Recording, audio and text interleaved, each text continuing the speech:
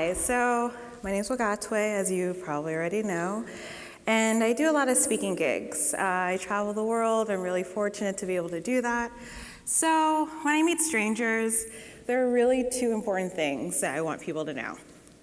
One, I live on the internet. No, really, but I do. So I work there, I meet my friends there, I socialize there. That is really where I found myself, and that's where I found my voice, and that's where I share it. If you want to know anything about me, all you have to do is Google me. Literally just put in my first name. You'll find out all my lifelong secrets. You'll find out where the bodies are buried. It's terrible. But, I still love the internet, so it's fine. The second really equally important thing about me is that I am a crazy bunny lady. And I love my rabbit. This is Simba. He's a lion head bunny, so he has a mane and he's tan. So I was gonna be typical African child and name my bunny Simba.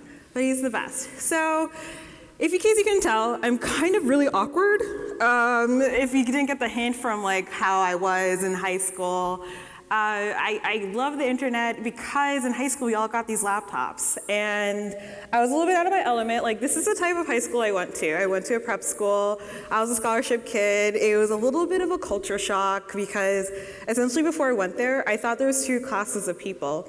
Regular people, quote unquote, people who were average in income, middle class or whatever, and then really, really rich people like Angelina Jolie. And then apparently there's all these really rich people who aren't celebrities, and I was like, oh, cool.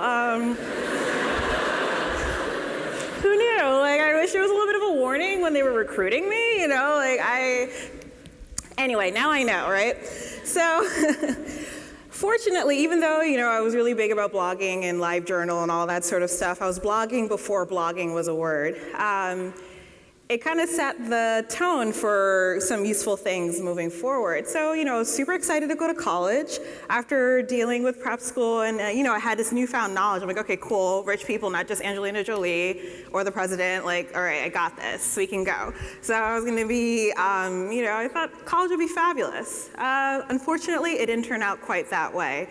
So one statistic got in the way. I am one of the 1 in 5 women that you hear about are sexually assaulted. A lot of people like to contest this, but if you want to, show me your peer-reviewed study, and then maybe we can talk. But it's been proven over and over again, right? This is the norm. And even so, even if it was 1 in 500, that is one too many, in my personal opinion. And I don't understand why people think rape is less important if fewer people are survivors.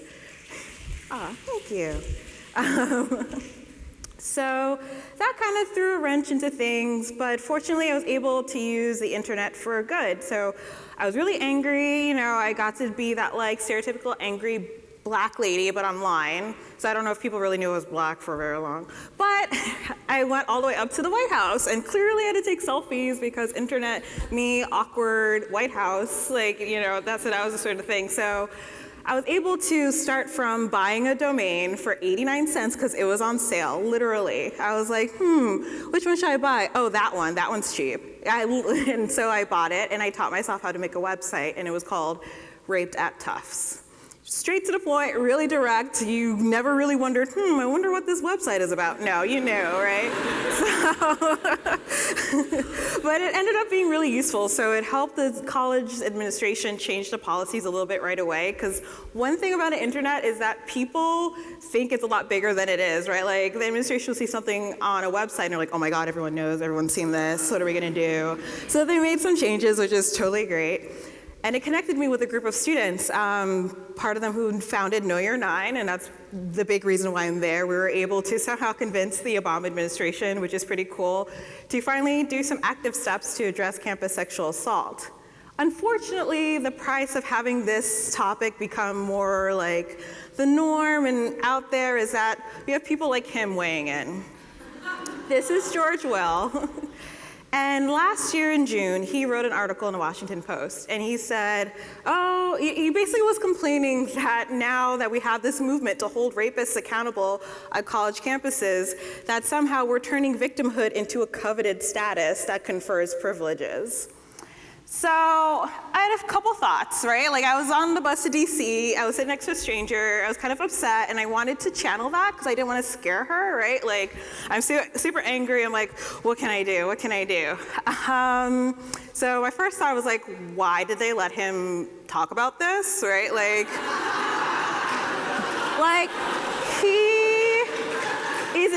he's old, he's an old white dude. What do you know about campus sexual assault? Why are you talking? But second of all, I was like, he's got it all wrong, right? Like, we need to have a little sit down and talk about campus rapists. So, all right, you think being raped has this privilege? Let's talk about it. Let's hear my privilege. When I reported to Tufts University, they actually kicked me out of school, and it was really, really tough. So if you think a coveted status is, first of all, being raped, because people want that, apparently, and then also having these sort of consequences like this really shows that, like, how absurd this concept of survivor privilege was. But, you know, I made a hashtag, because apparently now when I vent, I use Twitter.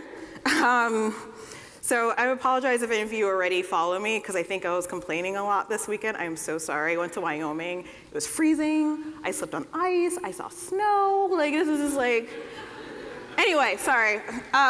So, you know, that really hit home to me. And I said, we really do have a long way to go in terms of educating people about sexual assault and its impact on our lives.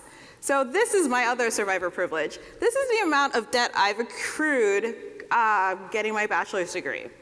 That's a lot of money. Just in case you just didn't see, $124,402.78. That's how much I owed last time I mustered the courage to do that.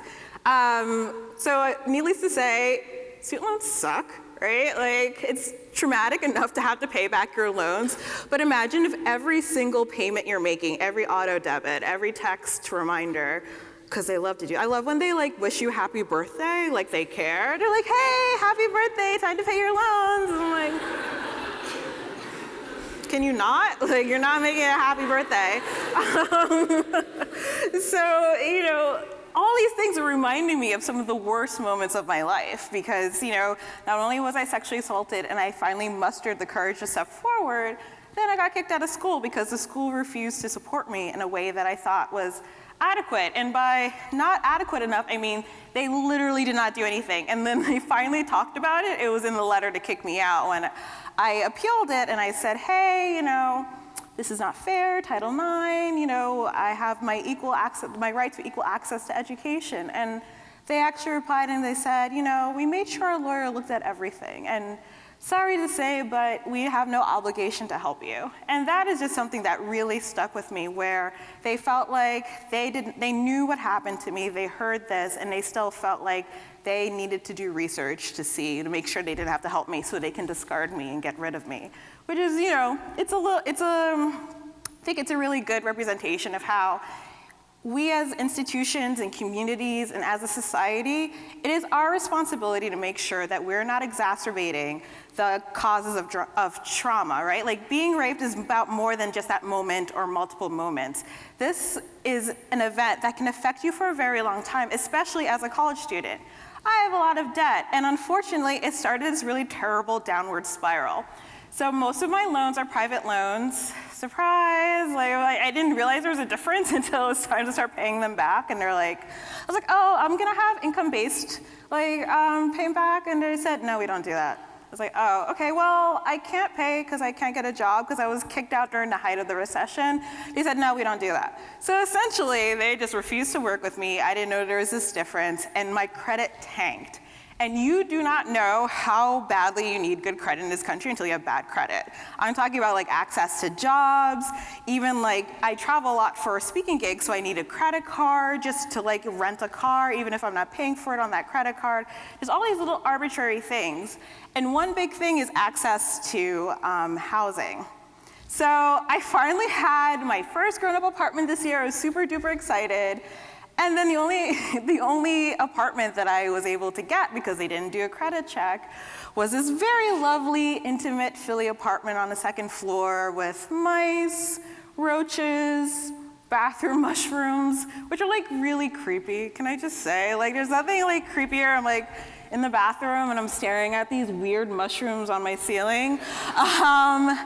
And then there was also the nice occasional like stealing of my mail. Someone stole my ab roller, and I'm really upset. Who steals an ab roller? We're not gonna talk about why someone buys one, but we're gonna talk about who steals that sort of thing. Anyway, so it all culminated into this fire that was awesome because there were mice and chewing on things. I was preheating my oven. I decided not to be lazy for once and actually cook dinner Friday night, which was like clearly a mistake. I should have ordered food. And the fire started. And while fortunately I was able to move out and I finally was fed up, it just really shows that like these like waves of consequences happen, right? Because of a school that decided to kick me out, and then I had these loans I couldn't pay. Because who hires someone who was kicked out of college and is a woman and is black and all these different things? This is, it can be hard to pay bills. And I say that now as someone who is gainfully employed. So one of the things is just sort of like, I know this is a really complicated, like, graph. I'm really sorry. I should have prepped y'all.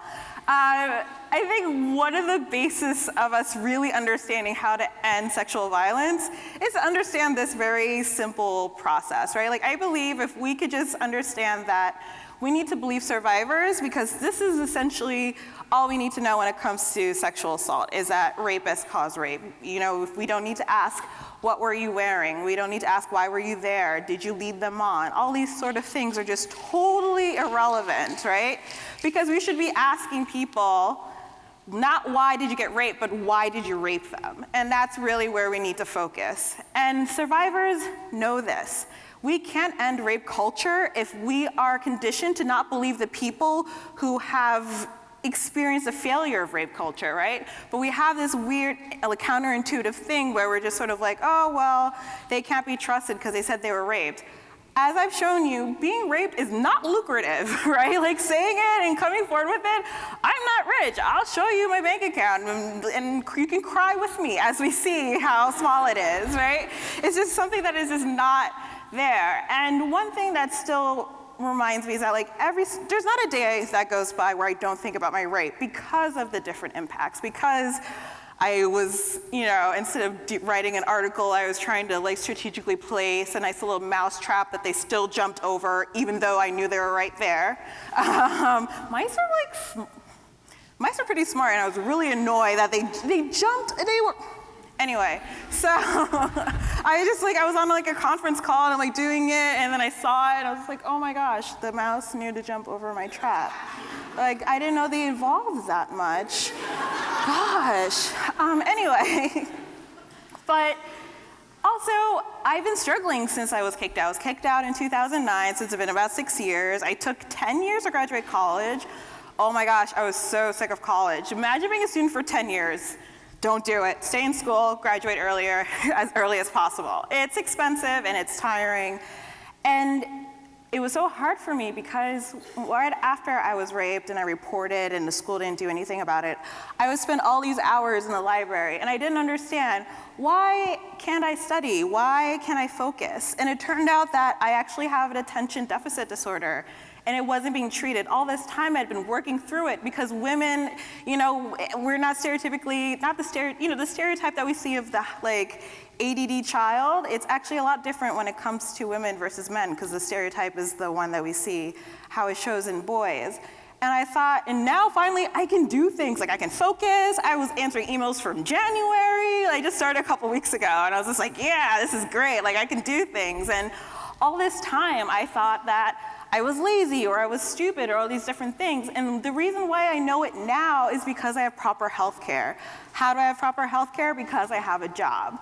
And if I wasn't able to, imagine if I wasn't kicked out of school, right? I would have been able to know that I had this problem and it wasn't me. It was just that my assaults exacerbated my anxiety and everything that happened to me. So I really want us to talk about, yes, It's great for us to address campus sexual assault, but we need to make sure that we don't fail survivors so it doesn't follow them long after they leave this campus, because it is something that follows you and it can stay with you. It is our responsibility as a society for us to believe survivors so we can give them what they need, because they know best what they need to heal. Not everyone wants to report to the police. Not everyone feels that having their assailant in jail is the form of justice. And if we are able to just believe them, maybe we can have other methods of justice available to us. So I just want us to envision a world where we believe survivors so we can have better policies. Rape kits get tested. Police officers believe survivors when they report. Administrators are willing to kick out rapists instead of wringing their hands and somehow thinking that, somehow cheating on a test is a violation of a code of conduct, but raping another student isn't. This would all end if we can just believe survivors and listen to them. So rape culture is a really big problem. I understand. It feels overwhelming.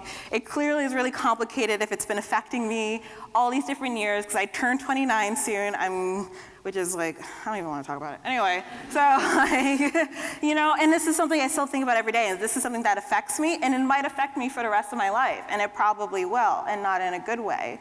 So I want to make sure that there's no more people like me. I don't want more people who are survivors, victims of a violent crime that is none of their fault, right? We don't want them to be further victimized and harmed for the rest of their lives. So one of my things I just want you to take with you, if there's only one thing, is that for us to truly stop rape, we just need to believe survivors. Thank you.